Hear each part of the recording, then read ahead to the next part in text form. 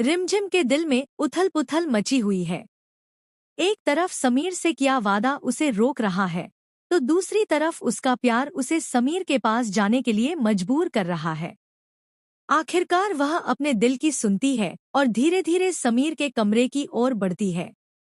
कमरे के बाहर खड़ी होकर वह एक पल के लिए रुकती है, आंखों में आंसू और दिल में डर लिए, लेकिन फिर हिम्मत जुटाकर अंदर चली जाती है।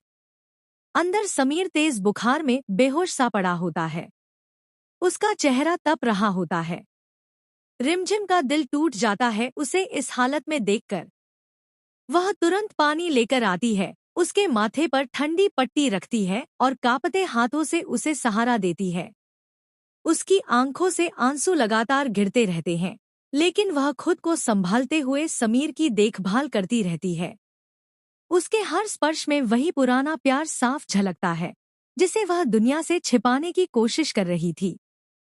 उसी वक्त समीर हल्का सा होश में आता है। उसकी धुंधली नजरें रिमझिम पर पड़ती हैं। एक पल के लिए दोनों की आंखें मिलती हैं, वही अधूरी मोहब्बत, वही दर्द, वही सवाल। समीर कमजोर आवाज में उसका नाम लेने की कोशिश करता है, लेकिन रिमझिम तुरंत पीछे हट जाती है। उसे अपना वादा याद आ जाता है। वह अपने आंसू पोंछते हुए खुद को सख्त बनाती है और बिना कुछ कहे वहां से जाने लगती है। लेकिन जैसे ही वह मुड़ती है, समीर उसका हाथ पकड़ लेता है। उसकी पकड़ कमजोर जरूर होती है, मगर उसमें रोकने की पूरी कोशिश होती है। रिमझिम ठहर जाती है। दोनों के बीच एक लंबी खामोशी छा जाती है, जिसमें हजारों अनकहे जज्बात छिपे होते हैं। समीर की आंखों में सवाल है, अगर तुम मुझसे दूर हो चुकी हो, तो फिर क्यों आई? और रिमझिम की आंखों में जवाब, क्योंकि मैं आज भी तुमसे दूर नहीं जा पाई। इसी बीच दरवाजे पर आहट होती है।